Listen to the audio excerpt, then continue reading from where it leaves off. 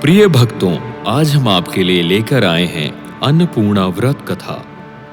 मार्गशीर्ष मास के कृष्ण पक्ष पंचमी के दिन अन्नपूर्णा माता को समर्पित महाव्रत का प्रारंभ होता है।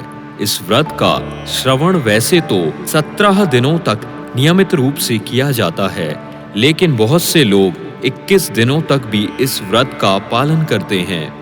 अन्नपूर्णा माता को समर्पित इस व्रत के दिन श्रवण की जाने वाली व्रत कथा का विशेष महत्व बताया जाता है। आज हम आपको इसी व्रत कथा के बारे में बताने जा रहे हैं। प्रिय भक्तों, अगर आपको हमारी वीडियोस पसंद आती हैं तो उन्हें लाइक करें और कमेंट करके बताएं आपको हमारी वीडियोस कैसी लगी। साथ ही अगर आप हमारे चैनल पर नए हैं तो हमारे चैनल आचमन भक्ति को सब्सक्राइब करें। मां अन्नपूर्णा की व्रत कथा इस प्रकार है। एक समय की बात है, काशी निवासी धनंजय की पत्नी का नाम सुलक्षणा था। उसे अन्य सब सुख प्राप्त थे, केवल निर्धनता ही उसके दुख का एकमात्र कारण थी। यह दुख उसे हर समय सताता रहता था। एक दिन सुलक्षणा पति से बोली, स्वामी, आप कुछ उद्यम करो तो काम चले, इस प्रकार कब तक काम चलेगा। सुलक्षणा की बात धनंजय के मन में बैठ गई और वह उसी दिन विश्वनाथ शंकर जी को प्रसन्न करने के लिए बैठ गया और कहने लगा, हे देवाधिदेव विश्वेश्वर, मुझे पूजा पाठ कुछ आता नहीं है, केवल आपके भरोसे बैठा हूँ।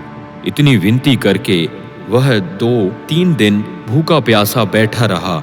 यह देखकर भगवान शंकर ने उनके कान में अन्नपूर्णा अन्नपूर्णा अन्नपूर्णा इस प्रकार 3 बार कहा। यह कौन क्या कह गया?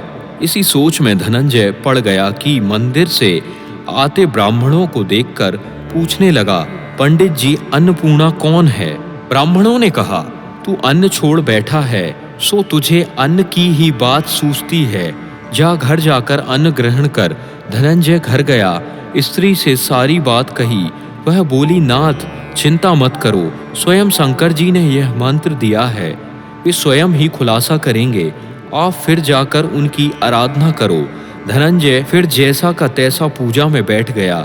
रात्रि में शंकर जी ने आज्ञा दी और कहा, तू पूर्व दिशा में चला जा। वह अन्नपूर्णा का नाम जपता जाता और रास्ते में फल खाता, झरनों का पानी पीता जाता। इस प्रकार कितने ही दिनों तक चलता गया। वहां उसे चांदी सी चमकती वन की शोभा देखने में आई। सुंदर सरोवर देख उसके किनारे कितनी ही अप्सराएं झुंड बनाए बैठी थी। एक कथा सुनाती और सब मिलकर मां अन्नपूर्णा इस प्रकार बार बार कहती थीं। यह अगहन मार्गशीर्ष मास की उजेली रात्रि थी और आज से ही व्रत का प्रारंभ था। जिस शब्द की खोज करने वह निकला था, वह उसे वहां सुनने को मिला। धनंजय ने उसके पास जाकर पूछा, हे देवियों, आप यह क्या करती हो? उन सब ने कहा, हम सब मां अन्नपूर्णा का व्रत करती हैं। धनंजय ने पूछा, व्रत पूजा करने से क्या होता है? यह किसी ने किया भी है, इसे कब किया जाए? कैसा व्रत है और कैसी विधि है, मुझे भी विस्तार से बतलाओ। वह कहने लगी, इस व्रत को सब कोई कर सकते हैं। 21 दिन तक के लिए 21 गांठ का सूत लेना चाहिए। 21 दिन यदि ना बने तो एक दिन उपवास करें, यह भी ना बने तो केवल कथा सुनकर प्रसाद लें। निराहार रहकर कथा कहें। कथा सुनने वाला कोई ना मिले तो पीपल के पत्तों को रख, सुपारी या घृत कुमारी गुवार पाठ वृक्ष को सामने कर, दीपक को साक्षी कर, सूर्य, गाय, तुलसी या महादेव को बिना कथा सुनाए मुख में दाना ना डालें। यदि भूल से कुछ पड़ जाए तो एक दिवस फिर उपवास करें। व्रत के दिन क्रोध ना करें और झूठ ना बोलें। धनंजय बोला, इस व्रत के करने से क्या होगा? वे कहने लगी, इसके करने से अंधों को नेत्र मिले, लूलों को हाथ मिले, निर्धन के घर धन आए, बांझी को संतान मिले, मूर्खों को विद्या आए। जो जिस कामना से व्रत करे, माँ उसकी इच्छा पूरी करती हैं। वह कहने लगा, बहनों, मेरे पास भी धन नहीं है, विद्या नहीं है, कुछ भी तो नहीं है। मैं तो दुखिया ब्राह्मण हूँ, मुझे इस व्रत का सूद दोगी? हाँ भाई, तेरा कल्याण हो, हम तुम्हें अवश्य देंगी। ले इस व्रत का मंगल सूत्र ले। धनंजय ने व्रत किया। व्रत पूरा हुआ तभी सरोवर में से 21 खंड की सुवर्ण सीढ़ी हीरा मोती जड़ी हुई प्रकट हुई। धनंजय जय अन्नपूर्णा अन्नपूर्णा कहता जाता था। इस प्रकार कितनी ही सीढ़ियां उतर गया तो क्या देखता है, करोड़ों सूर्य से प्रकाशमान अन्नपूर्णा का मंदिर है। उसके सामने सुवर्ण सिंहासन पर माता अन्नपूर्णा विराजमान है। सामने भिक्षा हेतु शंकर भगवान खड़े हैं। देवांगनाएं चवर डुलाती हैं, कितनी ही हथियार बांधे पहरा देती हैं। धनंजय दौड़कर जगदम्बा के चरणों में गिर गया। देवी उनके मन का कलेश जान गईं। धनंजय कहने लगा, माता आप तो अंतर्यामी हो, आपको अपनी दशा क्या बताऊं। माता बोली, मेरा व्रत किया है, जा संसार तेरा सत्कार करेगा। माता ने धनंजय की जिह्वा पर बीज मंत्र लिख दिया। अब तो उसके रोम रोम में विद्या प्रकट हो गई। इतने में क्या देखता है कि वह काशी विश्वनाथ के मंदिर में खड़ा है। माँ का वरदान ले धनंजय घर आया। सुलक्षणा से सब बात कही। माता जी की कृपा से उसके घर में संपत्ति उमड़ने लगी। छोटा सा घर बहुत बड़ा गिना जाने लगा। जैसे शहद के छत्तों में मधुमक्खियां जमा होती हैं, उसी प्रकार अनेक सगे संबंधी आकर उसकी बड़ाई करने लगे।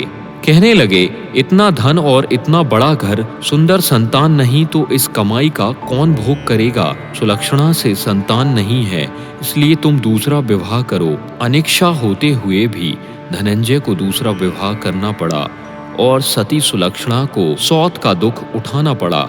इस प्रकार दिन बीतते गए। फिर अघन मास आया। नए बंधन से बंधे पति से सुलक्षणा ने कहलाया कि हम व्रत के प्रभाव से सुखी हुए हैं, इस कारण यह व्रत छोड़ना नहीं चाहिए। यह माता जी का प्रताप है जो हम इतने संपन्न और सुखी हैं। सुलक्षणा की बात सुन धनंजय उसके यहाँ आया और व्रत में बैठ गया। नई बहू को इस बात की खबर नहीं थी। वह धनंजय के आने की राह देख रही थी। दिन बीतते गए और व्रत पूर्ण होने में 3 दिवस बाकी थे कि नई बहू को खबर पड़ी। उसके मन में ईर्ष्या की ज्वाला दहकने लगी थी। सुलक्षणा के घर आ पहुंची और उसने वहां भगदड़ मचा दी। वह धनंजय को अपने साथ ले गई। नए घर में धनंजय को थोड़ी देर के लिए निंद्रा ने आ दबाया। इसी समय नई बहू ने उसका व्रत का सूत तोड़कर आग में फेंक दिया। अब तो माता जी का कोप जाग गया। घर में अकस्मात आग लग गई। सब कुछ जलकर खाक हो गया। सुलक्षणा जान गई और पति को फिर अपने घर ले आई। नई बहू रूठकर पिता के घर जा बैठी। पति को परमेश्वर मानने वाली सुलक्षणा बोली, नाथ घबराना नहीं, माता जी की कृपा अलौकिक है। पुत्र को पुत्र हो जाता है पर माता को माता नहीं होती। अब आप श्रद्धा और भक्ति से आराधना शुरू करो, वो जरूर हमारा कल्याण करेंगी। धनंजय फिर माता के पीछे पड़ गया और फिर वही सरोवर सीढ़ी प्रकट हुई। उसने माँ अन्नपूर्णा कहकर वहां उतर गया। वहां जा माता जी के चरणों में रुदन करने लगा। माता प्रसन्न हो बोली, यह मेरी स्वर्ण की मूर्ति ले, जिसकी पूजा करना, तू फिर सुखी हो जाएगा। जा, तुझे मेरा आशीर्वाद है। तेरी स्त्री सुलक्षणा ने श्रद्धा से मेरा व्रत किया है, उसे मैंने पुत्र दिया है। धनंजय ने आंख खोली तो खुद को काशी विश्वनाथ के मंदिर में खड़ा पाया। वहां से फिर उसी प्रकार घर को आया। इधर सुलक्षणा के दिन चढ़े और महीने पूरे होते ही पुत्र का जन्म हुआ।